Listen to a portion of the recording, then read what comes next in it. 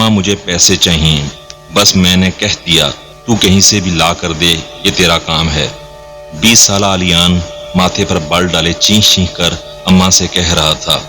اماں جو چارپائی پر سر پکڑے بیٹھی تھی، اس کے چیخنے سے تنگ آ کر بولی، اے بیٹا تیرا باپ کوئی ذمہ دار تو ہے نہیں، دفتر میں کلرک ہے، کچھ تو خیال کر لے، اور یہ 50,000 کا تو نے کرنا کیا ہے؟ اماں 1000 دفعہ تو بتا چکا ہوں کہ مجھے اپنے یونیورسٹی کے دوستوں کے ساتھ گھومنے جانا ہے۔ وہ چڑھ کر بولا، تو مت جا، تجھے کس نے کہا تھا کہ اتنے بڑے لوگوں سے دوستیاں پال؟ چل جا کے سو جا، مجھے مجبور نہ کر کہ میں اس وقت تیرے ابا کو فون کھڑکا دوں۔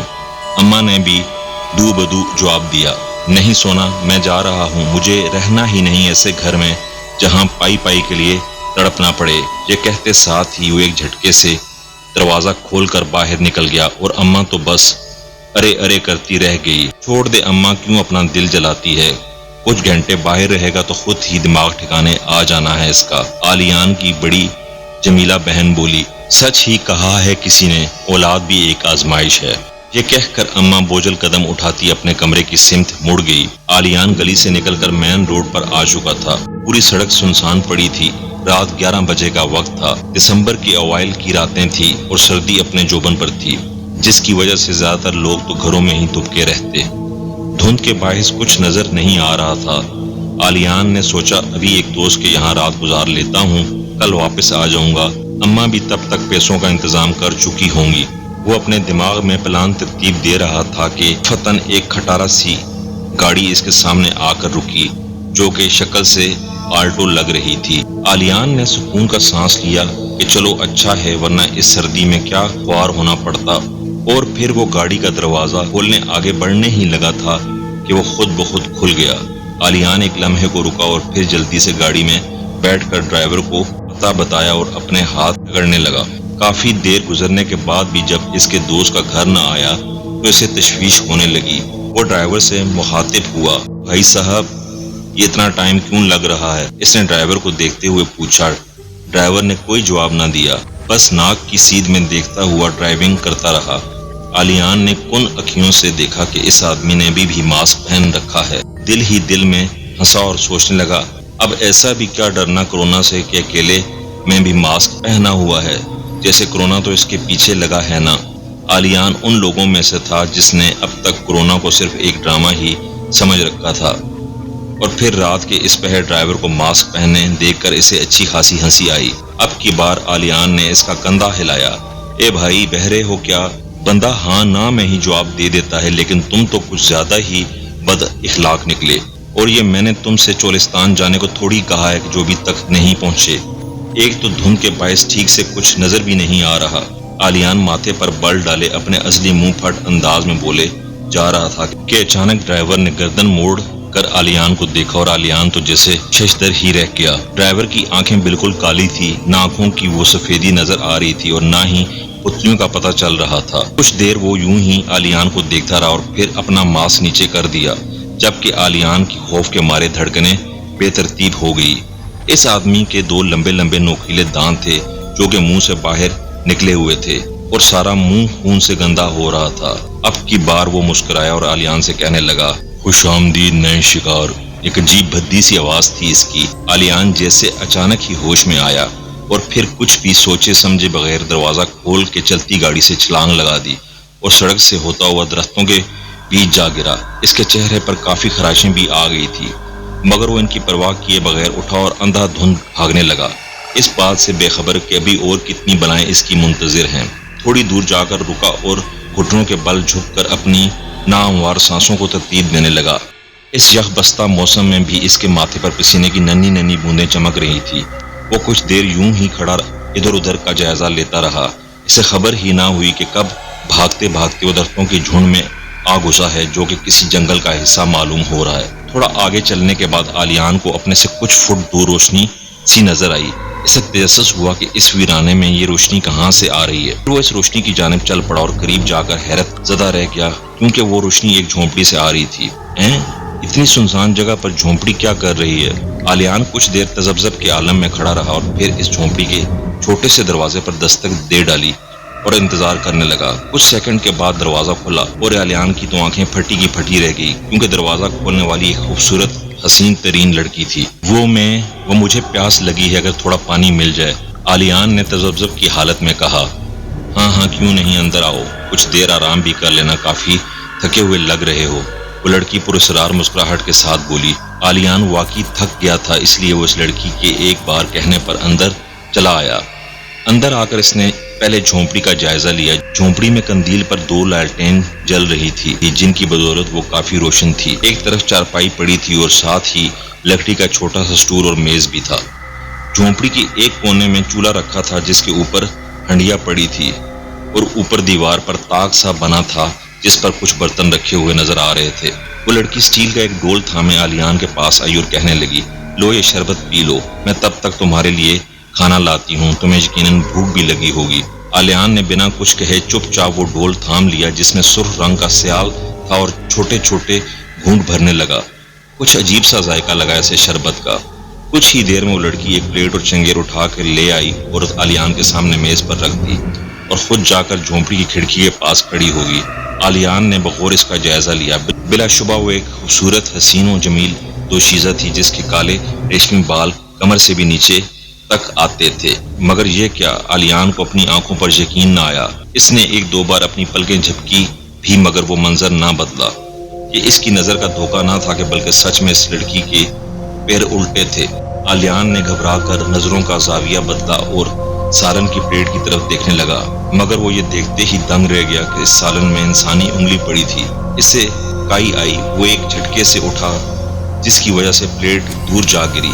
تب ہی اس لڑکی نے مڑ کر آلیان کو دیکھا اور پھر چہرے پر شیطانی مسکراہٹ سجائے دھیرے دھیرے آلیان کی طرف قدم بڑھانے لگی۔ آلیان نے دیکھا کہ اس لڑکی کا روپ آہستہ آہستہ بدل رہا ہے۔ اب نہ تو وہ خوبصورت مسکراہٹ تھی کہیں، اور نہ ہی وہ گورا رنگ۔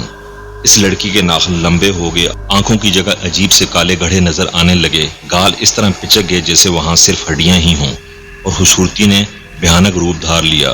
وہ منہ کھولے آلیان کی طرف بڑھ رہی تھی، جس سے اس کے کالے ٹوٹے پھوٹے دانت نمایاں ہو رہے تھے۔ خوش آمدید میرے نئے شکار، وہ آگے بڑھتے ہوئے بولی۔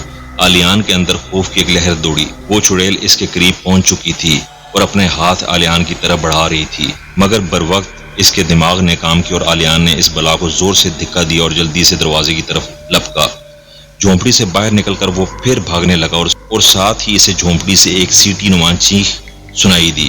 وہ چیخ اتنی تیز تھی کہ آلیان نے اپنے کانوں پر ہاتھ رکھ لیے، وگرنہ اس کے کانوں کے پردے ہی پھٹ جاتے۔ وہ یوں ہی بھاگتا جا رہا تھا، کسی سمت کا تعین کیے بغیر۔ وہ اب بھی اتنے گھنے درختوں میں پھنسا ہوا تھا۔ اسے حیرت ہو رہی تھی کہ اس شہر میں تو کوئی جنگل ہی نہیں ہے، پھر یہ کیا ماجرا ہے، آخر کون سی بھول بھلائیاں ہیں یہ۔ وہ سوچ سوچ کر پاگل ہونے کو آیا تھا۔ اسے رہ رہ کر خود پہ غصہ آ رہا تھا اور رونا بھی کہ وہ کیوں اس یخ بستہ رات میں باہر نکلا، مگر ہونی کو کون ٹال سکتا ہے۔ چاند کی پہلی راتیں تھی اور روشنی نہ ہونے کے برابر تھی، اسی وجہ سے آلیان اندھیرے میں مشکل آنکھیں پھاڑے دیکھ رہا تھا۔ اب تک وہ اندھا دھند بھاگتا جا رہا تھا، مگر اب اسے صحیح راستہ تلاش کرنا تھا۔ اچانک سے اسے یاد آیا کہ اس کی جیب میں موبائل ہے۔ اس نے جلدی سے اپنی جیب کو ٹٹولا اور پھر موبائل نکال کر ٹارچ آن کر دی اور سڑک کی طرف نکلنے والا راستہ ڈھونڈنے لگا۔ بلا شبہ وہ ایک مضبوط اعصاب کا مالک تھا، مگر اس پے در پے واقعات نے اس کے ذہن کو جیسے معوف کر کے رکھ دیا تھا۔ وہ حیران تھا کہ آج کل کے زمانے میں بھی یہ سب چیزیں موجود ہیں۔ اپنی سوچوں میں گم وہ آگے کی طرف بڑھ رہا تھا کہ اچانک ہی اس کی نظر سامنے درخت کے پاس کھڑے گدھے پر پڑی، جو سر جھکائے کھڑا تھا۔ ہیں؟ اب اس بیچارے گدھے کو کون پاگل اتنی ٹھنڈ میں یہاں چھوڑ کر چلا گیا؟ چلو قریب جا کر دیکھتا ہوں، کیا پتا اس کا مالک یہیں کہیں ہو۔ پھر وہی تجسس، آلیان صاحب کا واقعات کو ذہن سے جھٹک کر اس گدھے کی طرف بڑھا۔ قریب پہنچ کر اس نے اس پر ٹارچ کی روشنی ڈالی اور پھر اسے ایک اور حیرت کا جھٹکا لگا۔ وہ گہرے کالے رنگ کا گدھا تھا۔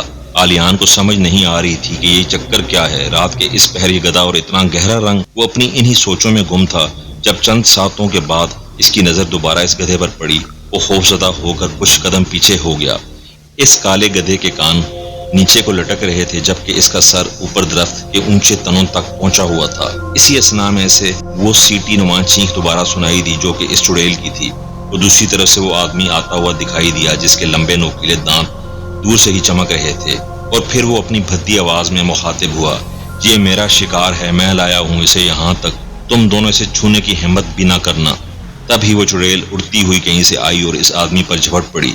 وہ دونوں آپس میں گتھم گتھا ہو گئے، جبکہ وہ گدھا اپنی سابقہ حالت میں موجود تھا۔ یہ سیارو تھا، ایک ایسی مسخرہ مخلوق جو انسانوں کو دھوکہ دے کر خوش ہوتی ہے۔ یہ مخلوق کوئی بھی شکل اختیار کر سکتی ہے اور اپنا قد اور حجم بھی مبالغے کی حد تک بڑھا سکتی ہے۔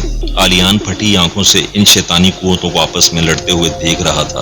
یہ سوچ کر ہی اس کی جان نکلی جا رہی تھی کہ وہ دونوں ان میں سے کسی ایک کا شکار ہونے والا ہے۔ ایک طرف وہ مرد تھا جو اس کے خون کا پیاسا تھا، تو دوسری طرف وہ چڑیل۔ آلیان نے بچپن میں سنا تھا کہ چڑیلیں انسانوں کا دل اور کلیجہ بہت شوق سے کھاتی ہیں۔ یہ سوچ سوچ کر کہ اس کا خون خشک ہو رہا تھا۔ یا اللہ میری مدد کر، میں ان شیطانی قوتوں کے ہاتھ نہیں مرنا چاہتا۔ اور پھر وہ دھیرے دھیرے اپنی جگہ سے سرکنے لگا۔ اسے اب یہاں سے بھاگنا تھا۔ وہ آدمی اور چڑیل ایک دوسرے کو اٹھا اٹھا کر پھینک رہے تھے، جبکہ سیاہ رو وہ گدھا ہر چیز سے بے نیاز کھڑا تھا۔